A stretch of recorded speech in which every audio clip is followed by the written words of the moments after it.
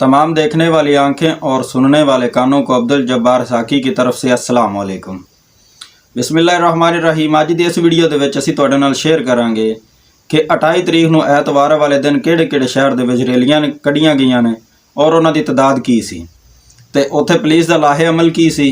ਹਕੂਮਤ ਨੇ ਜਿਹੜਾ ਦਫਾ 144 ਨਾਫਜ਼ ਕੀਤੀ ਸੀ ਉਹ ਕਿਸ ਤਰ੍ਹਾਂ ਉਹਦੇ ਤੇ ਅਮਲ ਦਰਾਮਦ ਕਰਾਇਆ ਗਿਆ ਹੈ और आवाम ते किस तरह जुल्म जबर और ज्यादती की गई है। इस्लामी जमहूरिया पाकिस्तान दे विच हर कोई आज़ादी राय रखता है, कुछ भी किसी नूं कहण दा या अपने हक दे विच पुर अमन रैली निकालन दा हर एक नूं हक है, लेकिन साडे कोलों हक छीनिया गया है।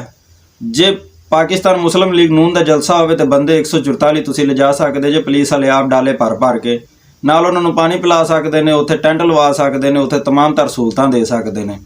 जे पीटीआई दा कोई वर्क होवे वर्कर कन्वेंशन या कोई जलसा रैली तो उत्थे जनाब दफ़ा 144 नाफज की जाती है और उन्होंने की पकड़ दकड़ शुरू की जाती, ना कोई तमीज़ छोटे की ना कोई तमीज़ वड्डे की। कल एक अखां दे कोई वीडियो लंघी जिंदे विच एक बंदा मोटरसाइकिल ते जा रहा, अगे दो छोटे बच्चियां बैठियां हुई ने, पिछे उनकी वाइफ है, उनके हथे झंडा, उनके कोलों झंडा खो लिया गया है और उन्होंने उत्थे मोटरसाइकिल तो फटक दिता गया। उस बंदे दे गल पै गए ने जी, उन्होंने मारिया कुटिया, उन्होंने जोदो कोप किया गया उनकी फैमिली के सामने। ये कितों का इस्लामी जमहूरिया पाकिस्तान है?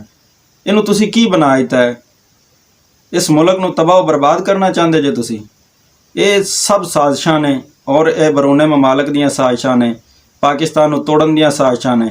इंशाअल्लाह इमरान खान साहब इस साजिशां नू बेनकाब भी कर रहे हैं और कर दिता ने और ख़त्म भी करनगे। इंशाअल्लाह पाकिस्तान एक अजीम रियासत बनेगा, पाकिस्तान मदीने की रियासत बनेगा, पाकिस्तान पुरअमन मुल्क बनेगा और नया पाकिस्तान भी जल्द बनेगा इंशाअल्लाह। तुसी वो वीडियो मलाजा फरमाओ किहड़े-किहड़े शहर किहड़ी-किहड़ी रैली कढ़ी गई और उन्हां दी तदाद की सी। बाद विच तुहाडे नाल फिर मजीद तफसीलन गल करने आ।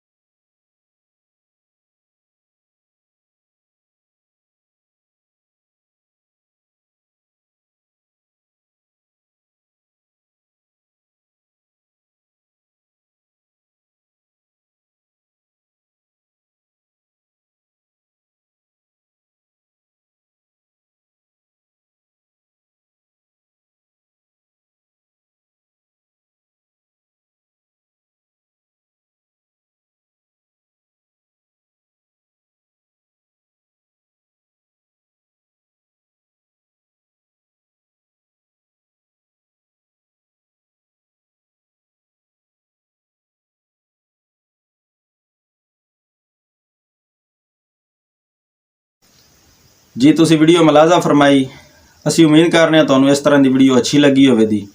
ਮਜ਼ੀਦ ਇਸ ਤਰ੍ਹਾਂ ਦੀ ਵੀਡੀਓ ਹਾਸਲ ਕਰਨ ਵਾਸਤੇ ਸਾਡਾ ਚੈਨਲ ਸਬਸਕ੍ਰਾਈਬ ਕਰੋ, ਬੈਲ ਆਈਕਨ ਦਾ ਬਟਨ ਪ੍ਰੈਸ ਕਰ ਦਿਓ ਤਾਂ ਕਿ ਸਾਡੀ ਆਉਣ ਵਾਲੀ ਨਈ ਕੋਈ ਵੀ ਵੀਡੀਓ ਤੁਹਾਡੇ ਤੱਕ बर वक्त पहुँचती रहे। अगली वीडियो तक सानू इजाज़त दो। अल्लाह हाफिज़।